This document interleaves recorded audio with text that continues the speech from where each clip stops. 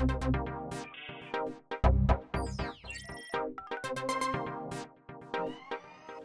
there everybody, it's markcrilley. I'm back with another How to Draw video. Today I'm starting the first of a three-part new series on perspective drawing. Now in the past, I've shown how to use perspective drawing for drawing locations, environments. This time we're going to show how it can be used for drawing objects, vehicles, and so forth. And I've got a design here of a kind of rocket ship that we're going to be learning how to draw using a one-point perspective. Now, I want to splice in here real quick the artwork from my previous two videos about one-point perspective.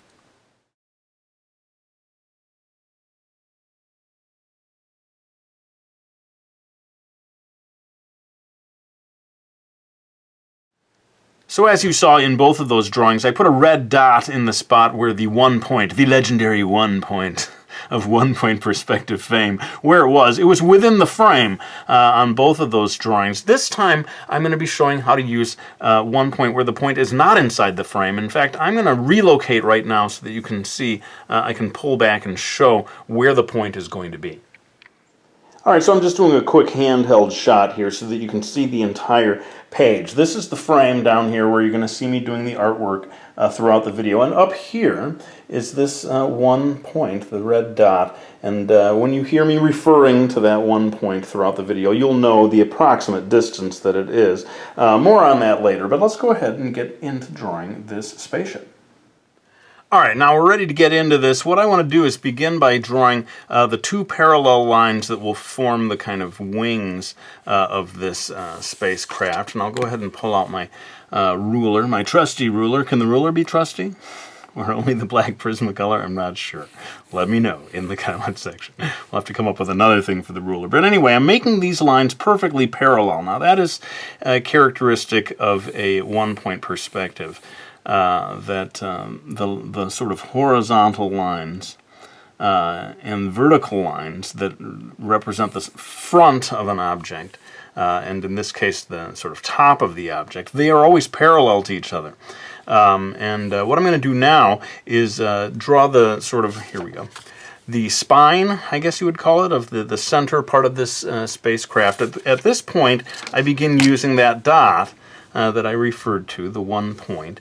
And so I'm having the ruler go right up there, and then I'm going to draw one line for one side of that central structure that holds the spacecraft together. And here, still using that dot way up there, you can't see it, but I'm pointing my ruler toward it. It's allowing me to begin to get the perspective lines in place. So you got those two, and what I'm going to do now in time-lapse is I'm going to begin indicating the two big squares that are on the right and left-hand side of these wings. Alright, so I got these lines in place, and still, always parallel, all of these lines staying parallel to one another, but for the outer edge of the square that's supposed to be receding into the distance, these lines are all going to respond to that point. So I'll go ahead and, you can see that a lot of this, is, as the video goes on, is going to be better done in time-lapse to keep people from falling asleep, but I thought at the beginning I would do some of it real-time so that you see how this structure on either side of the wings is formed by using that dot way up there out of frame. Now, why did I put the dot out of frame this time? Mainly for variety's sake. I'd done two videos about one-point perspective in which the point was right there in the frame, but I wanted to show people that it doesn't have to be that way. In fact, a lot of people will ask in a video like this, is how do you know where to put the dot? And the truth is, the dot can be anywhere. Just as you practice making perspective drawings, you come to understand what happens to all of the lines that are responding to that dot as you change it. For example, if I had put the dot beneath the frame here, then all the lines would be sort of fanning out this way, and we would be drawing the spaceship from underneath, if that makes sense, like it was passing overhead. And of course, now that I've said that, half the audience is like, dude, you should have done it that way. It would have been so awesome passing overhead. Maybe next time. But you can see what I've done here, and I'm going to erase away a little bit these lines. You can begin to get a sense of how these boxes here can eventually become the two squares on either side of my design, purposely done in a very boxy way, just because it helps for teaching one-point perspective. Let me go ahead now then, and I'm going to begin drawing lines here that begin to sort of make this more three-dimensional, and I'll come back after I do the time lapse and explain what I did.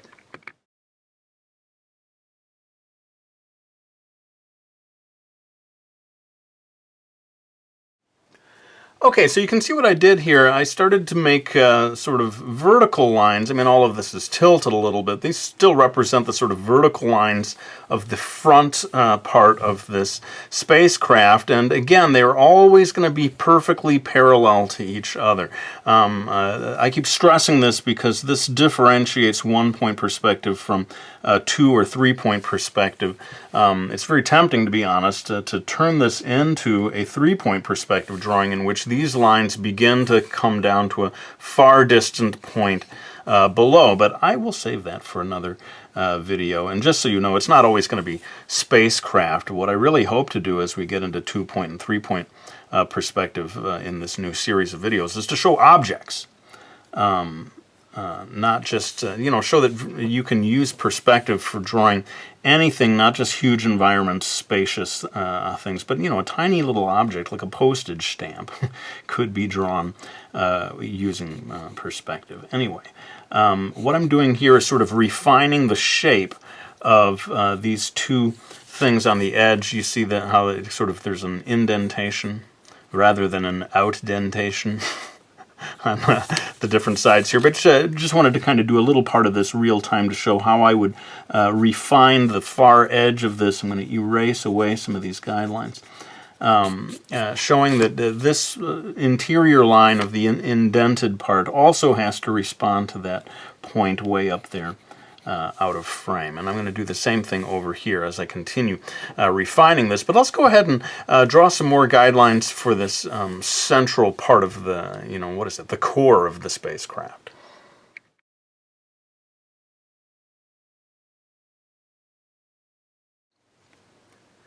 All right, so I wanted to take a little break and explain what I'm doing here. Built this sort of core here. This time tried to get in these beveled diagonal edges, and I have to confess I'm kind of just eyeballing that structure. I haven't worked out the mathematics of making sure that these two things tilt at exactly the same angle. Shame on you, Crilly. How dare you? But I'm sure as someone who's very serious about perspective would be a little more careful about working out those angles, making sure that they mirror each other precisely. I'm just sort of... Apologies there, folks. You know what happened? The battery of my camera died. I didn't realize it wasn't plugged in. I'm such a professional. Maybe the camera was trying to tell me something. Stop talking, Crilly. Just get to drawing. And we're going to do that right now. I'm going to go ahead and start drawing the structure of the cockpit here. I'll do this all in time lapse and then come back to talk about what I did.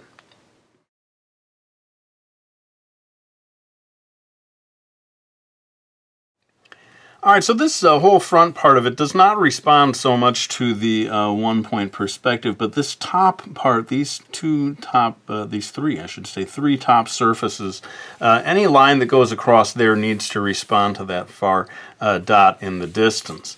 To tell the truth, again, I'm not so sure about the mathematics of getting this, because this becomes a diagonal surface that's sloping down toward us, and again, I'm just sort of eyeballing it and hoping for the best. It does look a little wonky, let's be honest. But now it is time for me to finish off drawing the basic structure of the wings. This one, again, it's going to be using these vertical lines mainly, a little bit of the horizontal, so this part of it not responding directly to the one-point perspective.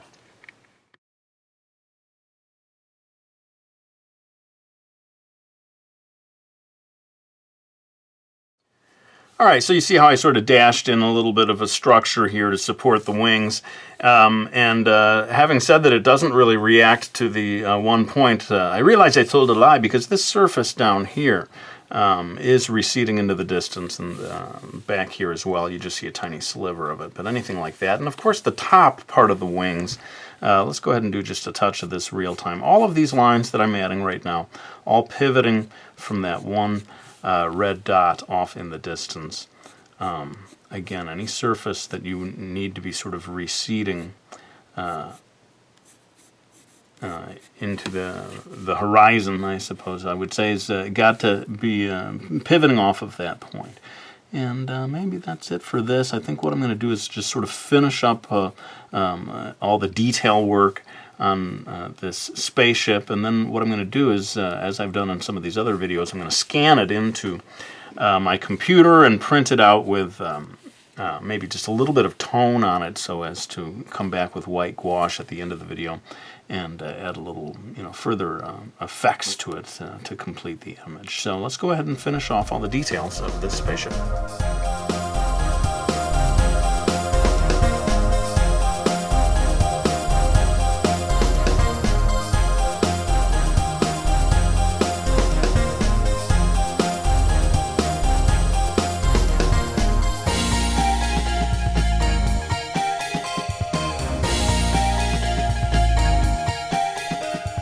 Alright, so you can see I sort of spontaneously decided to have the ship going down in flames.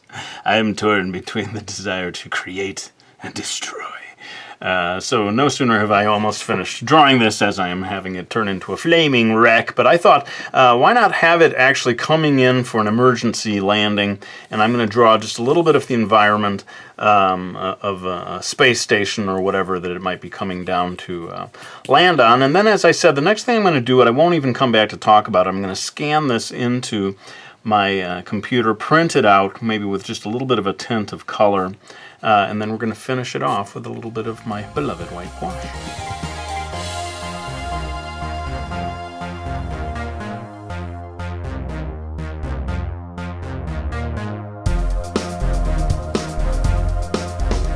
Alright, so I scanned it into my computer, this time added a little bit of color just for fun, and then printed it out. And here I'm taking my beloved white gouache, which is an opaque white paint, and adding little touches of color here and there. If you've got a sort of a base color, as I do here, of a kind of bluish reddish tint, then adding white gouache can kind of pop and make your image more three-dimensional. Of course, not necessary for doing a perspective illustration, but I got in the habit, I think, when I did my my series of perspective drawings with interior illustrations. I started to do this little scan-in, print-out routine, and I got hooked. I kind of like the way it looks. So I'm going to go ahead and use Old Man Time-Lapse. Get in here, Old Man Time-Lapse. What do you mean, get in here? Don't you know the magic word? Okay, please. Please get in here and help us speed through this process of adding white gouache, and then I'll be back to thank anyone who has helped me out by getting ready with my work.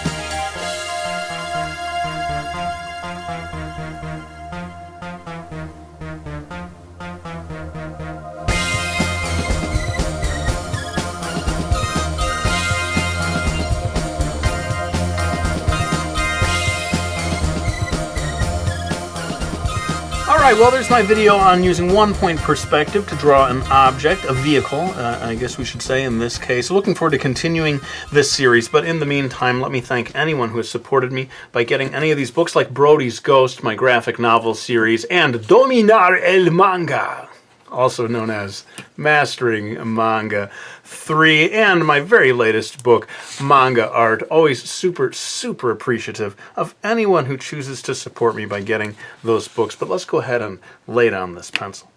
I want to thank you all for watching this video. I really hope you liked it, and we'll be back with another one real soon.